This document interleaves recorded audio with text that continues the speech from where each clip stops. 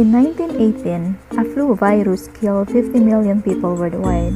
As of April 11, 2020, a flu virus is killing hundreds of thousands of people worldwide and still counting. NBC News New York reported on December 17, 2006, about the survivors who remember 1918 global flu pandemic, which report states that at the height of the flu pandemic in 1918, William Shraddha Jr. remembers the pine casket stuck in the living room of his family's house, a funeral home in Washington, D.C.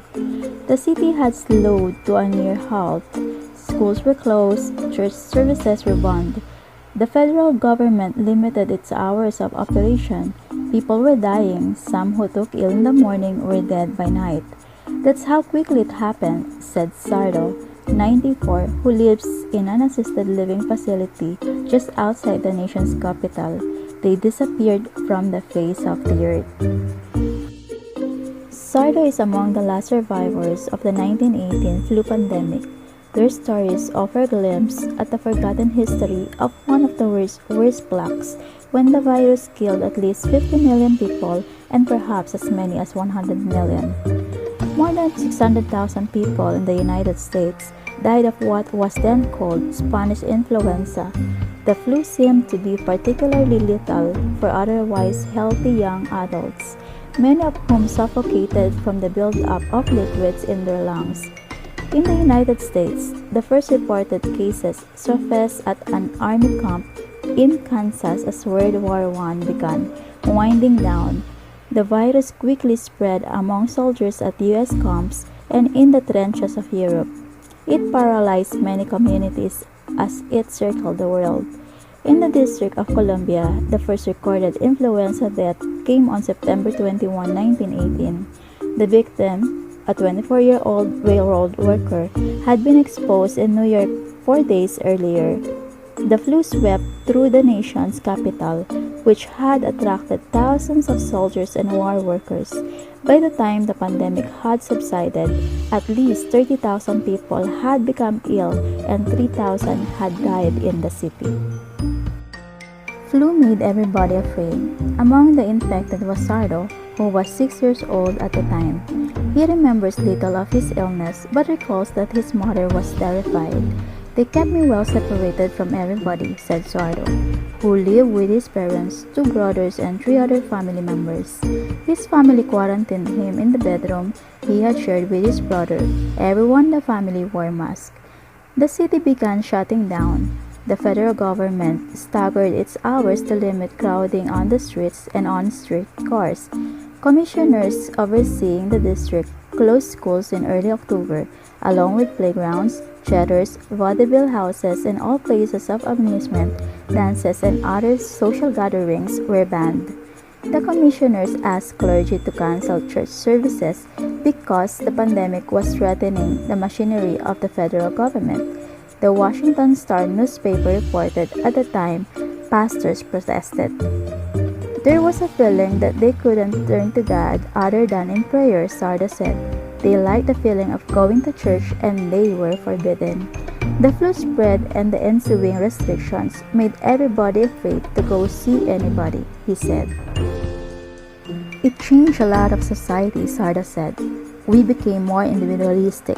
At the time, rumors swirled that the Germans had spread the disease, which Sarda did not believe. In a list of 12 rules to prevent the disease spread, the Army Surgeon General wrote that people should avoid needless crowding, open windows and breathe deeply when the air is pure, and wash your hands before eating. One slogan was, "Cover up each cough and sneeze. If you don't, you'll spread the disease." Those who were healthy wore masks when venturing outside. People who were known to be infected were threatened with a $50 fine if they were seen in the public. Sardo remembers people throwing buckets of water with disinfectant on their sidewalks to wash away germs from people spitting on the street. These days, government health officials are trying to build their case for school closings and similar steps during a future flu pandemic by showcasing new research that suggests such measures seem to work during the deadly Spanish flu of 1918. Researchers found that cities like St. Louis, which instituted social distancing at least 2 weeks before flu cases peaked in their communities, had flu-related death rates less than half that of Philadelphia, which didn't act until later. The Whirlwind Historical Research Project, which started in August and was unveiled this month, involved a team of researchers from the University of Michigan and the U.S. Centers for Disease Control and Prevention, who combed through health records, newspaper clippings, and other documents from 45 cities. Another finding: the more social distancing measures were used and the longer they were in place, the less severe was the pandemic's effect on a particular city. Wearing masks in public, restricting door-to-door sales, canceling church, and quarantining sick people were among the layers of measures that appeared beneficial.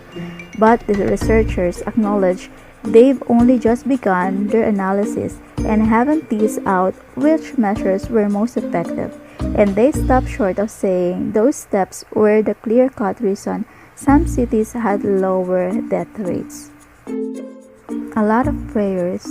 Another survivor of the 1918 flu pandemic, 99-year-old Ruth Marshall, says she, her two sisters, and a brother came down with what they thought was a cold. Then the fever struck and the illness became severe, she said. Marshall, who lived just steps from the Capitol at the time, said the influenza deaths reported in the newspapers came as a surprise.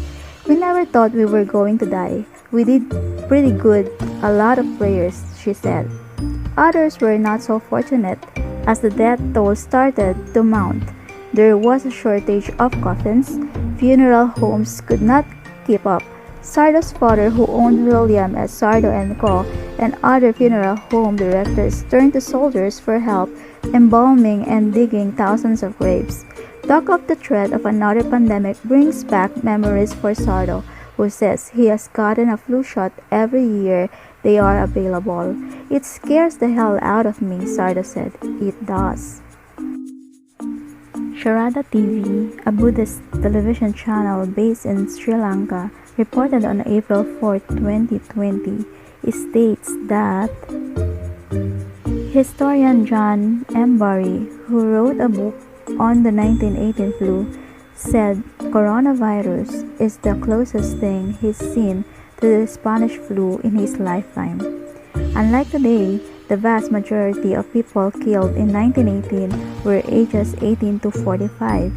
But Barry said, just like today, the government failed to tell people the truth. The biggest mistake in 1918 was the government lied. They lied about everything. We were at war, and they lied because they didn't want to upend the war effort. You had public health leaders telling people this was just the ordinary flu by another name. They simply didn't tell the people the truth about what was happening, John Barry said. The New York Times article dated April 8, 2020 states that China's coronavirus battle is winning, its propaganda fight is not. After the pandemic subsides, whether Beijing is praised or pilloried could determine the fate of its ambitions for global leadership. For months, the Chinese government's propaganda machine had been fending off criticism of Beijing's handling of the coronavirus outbreak, and finally, it seemed to be finding an audience. Voices from the World Health Organization to the Serbian government to the rapper Cardi B hailed China's approach as decisive and responsible. But China could not savor the praise for long. In recent days, foreign leaders, even in friendly nations like Iran, have questioned China's reported infections and deaths. A top European diplomat warned that China's aid to the continent was a mask for its geopolitical ambitions, while a Brazilian official suggested the pandemic was part of China's plan to dominate the world. As the pandemic unleashes the worst global crisis in decades, China has been locked in a public relations tug-of-war on the international stage. China's critics, including the Trump administration, have blamed the Communist Party's authoritarian leadership for exacerbating the outbreak by initially trying to conceal it. But China is trying to rewrite its rule, leveraging its increasingly sophisticated global propaganda machine to cast itself as the munificent, responsible leader that triumphed where others have stumbled. What narrative prevails has implications far beyond an international blame game. When the outbreak subsides, governments worldwide will confront crippled economies, unknown debt tolls, and a profound loss of trust among many of their people. Whether Beijing can step into that void or is pilloried for it may determine the fate of its ambitions for global leadership. I think that the Chinese remain very fearful about what will happen when we finally all get on top of this virus, and there is going to be an investigation of how it started, said Bonnie Glaser, the director of the China Power Project at the Center for Strategic International Studies in Washington. They're just trying to repair the damage that was done very early on to China's reputation. The crux of China's narrative is its numbers. Since late March, the country has consistently reported zero or single-digit new local infections, and on Wednesday, it lifted its lockdown in Wuhan, where the outbreak began. In all, the country has reported nearly 84,000 infections and about 3,300 deaths, a stark contrast to the United States, which has reported more than 399,000 infections, and Spain and Italy, each with more than 135,000. The numbers prove China insists that its response was quick and responsible, and its tactics a model for the rest of the world. During a visit last month to Wuhan, China's top leader Xi Jinping said that daring to fight and daring to win is the Chinese Communist Party's distinct political character and our distinct political advantage. Chinese officials have specifically compared their response to that of the United States, which has reported dire shortage of testing kits and ventilators. While China set an example and both precious time for the world with huge efforts and sacrifice, as the World Health Organization, foreign leaders, experts, and media say, did a certain country make full use of the time to enhance preparedness? Hua Chunying, a spokeswoman for China's foreign ministry, said last week. While the numbers are core to China's narrative, they have also been perhaps its most vulnerable aspect. Public health experts agree that China is undercounting its victims. The same is true in the United States, Italy, and any country hard hit by the virus. But concerns about China's accuracy are particularly acute, given the government's history of concealing unfavorable news. Caixin, a respected Chinese news magazine, recently reported that a truck driver brought thousands of urns to just one funeral home in Wuhan, thought it was unclear if the urns were used for coronavirus victims only or more broadly. China for weeks also flouted guidance from the World Health Organization, which recommends that countries include asymptomatic patients in their official counts. Officials only began partially reporting them on April 1, bowing to public pressure. In addition, American news outlets recently reported that the CIA had been warning the White House since at least early February that China's infection count was unreliable, though the basis for the CIA's skepticism was unclear. And on Sunday, a spokesman for Iran's health ministry joined the chorus calling China's reported numbers a bitter joke. Chinese officials have called the accusations immoral slanders. They suggested that the United States was casting doubt on China to distract from the fact that American officials had also ignored early warnings from experts. We sympathize with Americans as they are facing a severe situation, and I can imagine why some in the United States are trying so hard to shift the blame, Ms. Hua said. While China's propaganda might usually be dismissed as just that, especially in developed democratic countries, the errors in those countries' response have allowed it to gain more of a toehold than usual, said Yanshong Huang, who leads the Global Health Center at Seton Hall University in New Jersey. The complacency, the lack of action, the efforts to downplay the seriousness of the problem by our own governments, we've seen this development actually help China to make a strong case that they are not the cause of the problem, he said. It is also true that the Chinese government's strict top-down response helped stop the outbreak more successfully than in many other countries, experts said. And some of its efforts to defend its response are justified. When the Wuhan lockdown was first imposed, overseas public health experts and policymakers called it draconian and doomed to fail. But many have since concurred that, in the absence of widespread testing, a cure or a vaccine, harsh restrictions on people movement are key to slowing transmission. Beijing has leaned into that approbation in its propaganda push, saying it promptly alerted the world to the threat of the virus, but its narrative is oversimplified, leaving out the ways in which it played down the epidemic.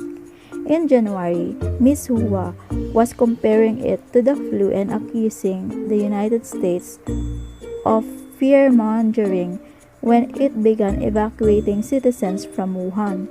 When Italy suspended flights to and from China, a senior Chinese official summoned the Italian ambassador to criticize the overreaction.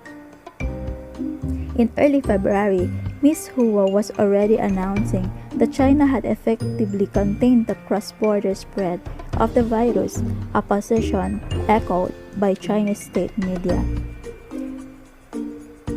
Italy and the United States are now among the countries hardest hit by the virus, and China in late March decided to seal its own borders, barring practically all foreigners and leaving even Chinese citizens with little way to get home.